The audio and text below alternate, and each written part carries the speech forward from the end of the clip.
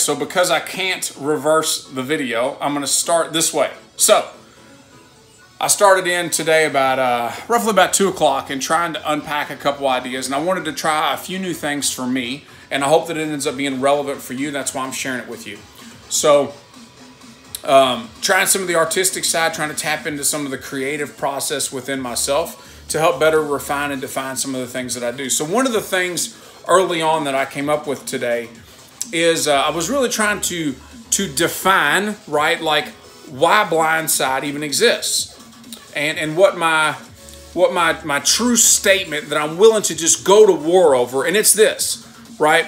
As people have told me that when I ask them, how did I best serve you? How did I best help you, right? It always comes down to some form or fashion of you helped to simplify something very complex. You helped bring order to chaos. Maybe it was a system, maybe it was a process, maybe it was just how they were simply thinking about something, right? And maybe that was true for you as well. And so what I have really come to understand or to truly believe is that all complexity begins and ends with the quality of the communication. And that's both how it's defined and how it's refound, right? So all complexity begins and ends with the quality of the communication, right? That is both external, so how you're communicating with others, right? Whether it be team members, family members, spouse, children, friends, your clients, your customers, whatever that is, right? That if it's complex, right, that it either has to do with a communication issue, either a lack of defined definition of a specific word, frame, phrase, whatever it is, with that person or in your internal dialogue and narrative, okay? So with that being said, I just want to share a little bit of how today rolled. So over here, we've got the washer and the dryer. As you can tell, it turned into the penguin. Penguin's not me, all right, just for clarification. You can see some of the mapping here. You can see some of the work here and here and here. And this is ultimately, this is what I wanted to share with you. So we had conversation about this word significance, right? With one of my friends in general, and it came up in a little bit of our conversation, so I wanted to share it with you tonight as well. So this idea of significance, right, of hunting significance. And so what I did is I actually tried a mind map, right? And so from here, I considered what are the feelings that are associated with significance, right? And so with that, we come up with purpose, and we come up with being a part of something, right? We come up with being needed. We come up with feeling loved. We come up with pridefulness, right? And not arrogance, right? But a sense of pride. So what comes out of that, right? We've got strengths, we've got meaning, right? Skills that are useful when we feel needed. We know what loved is, right? We can define in our own words. And this is where it's important, right? Is that it's not someone else. It's how do you define these things, right? How do you define being needed? How do you define being loved, right? What do those things mean to you? What is that sense of pride? Where does that come from, right? What are your strengths, right? What gives you meaning, right? The feeling of being successful, right? And this, again, I even wrote it down, it's defined by you, right? What does success mean to you, right? That it's something, it's a purpose, it's something bigger than you. That it's part of being a tribe. What is that tribe? Is it your family, right? Is it friends at this point, or you maybe not married? When we think about chasing, we're thinking about hunting, this idea of significance. So for a friend of mine, it was actually sharing how to see this in a person that you love. Where are they looking for significance, right? So that you can help tee up, you can help set up or tee up an opportunity, right? And to better understand where are they gaining, where are they looking for significance, so that you can almost reverse engineer that to better understand how to show up in their life so that they feel significant to you, right? So I gave you 2 frames on that. So also out of that, or what are the actions? So this is where I look for, how do you find this, right? So when you're looking to find this in yourself, or looking to find, and you're actually trying to reverse engineer it, we know why, right? We know why you search for it, right? It's because of these feelings. These feelings drive, our feelings drive all of our action, right? And so on the other side of this, you have the actions, right? So the work that's done, right? Where is your time spent? What type of work specifically is being done, right? When you really think about the type of work that the individual is doing, right? That's where they're looking to feel a certain way. Where is their time spent? How is their time spent at work? Because more than likely they're trying to fulfill something here, right? Sedations. Where do they go to hide, right? Is it alcohol? Is it drugs? What kinds of things are they looking for on the internet, right?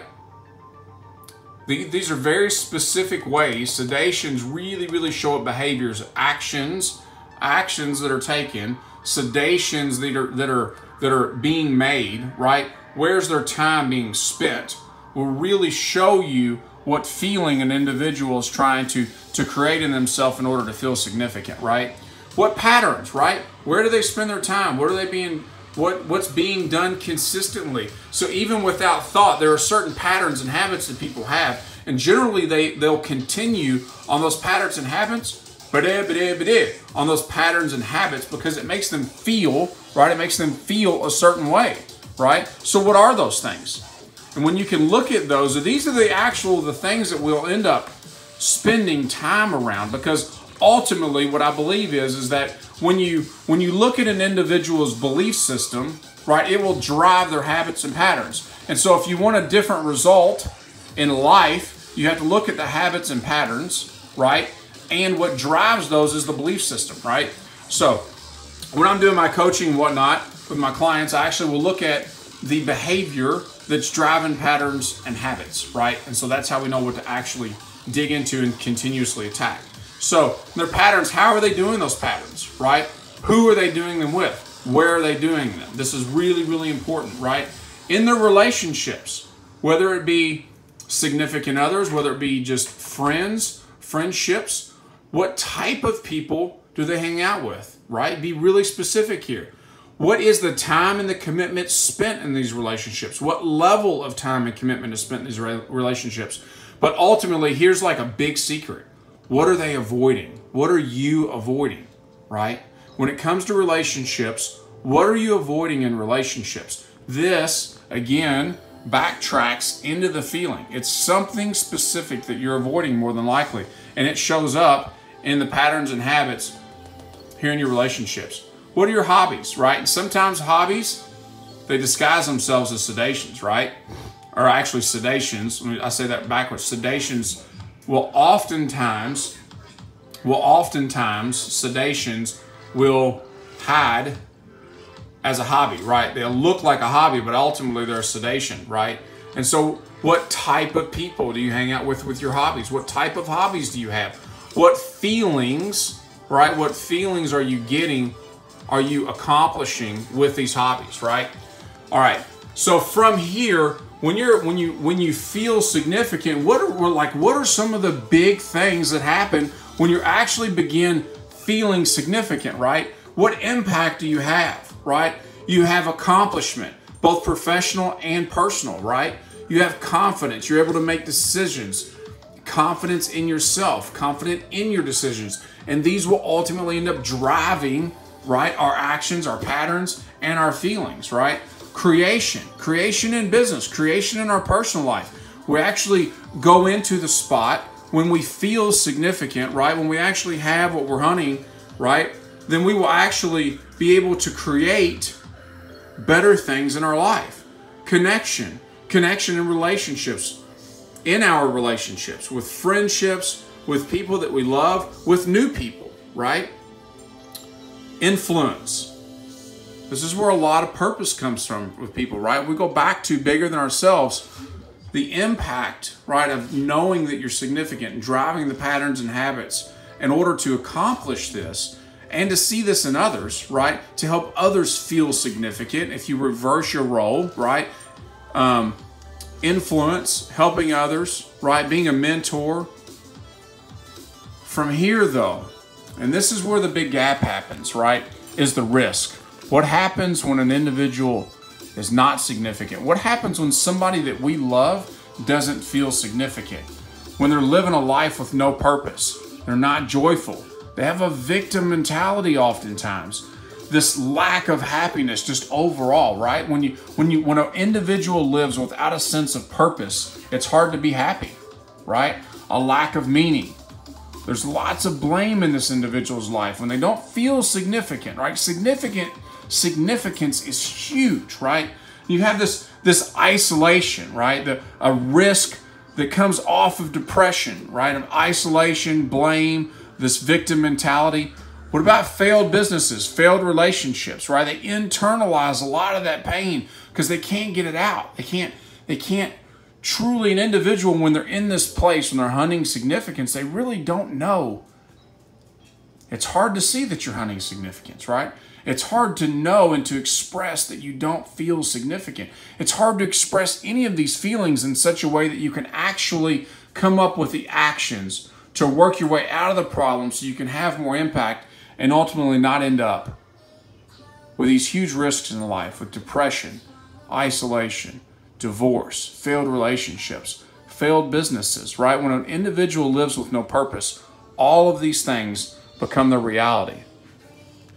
So again, all this feels really complex, but it all comes down to the ability to truly communicate properly with yourself and with others, to define and refine the things that are truly important to you and your life and in the lives of others. It doesn't have to be complex. It doesn't. It can be very, very simple if you're willing to go to war with what your beliefs are, right? The beliefs that have been given to you, beliefs that have been created. Are you willing to go to war with those in order to get what you want out of life? I appreciate 10 minutes of your time. I hope this was valuable to you. Take care.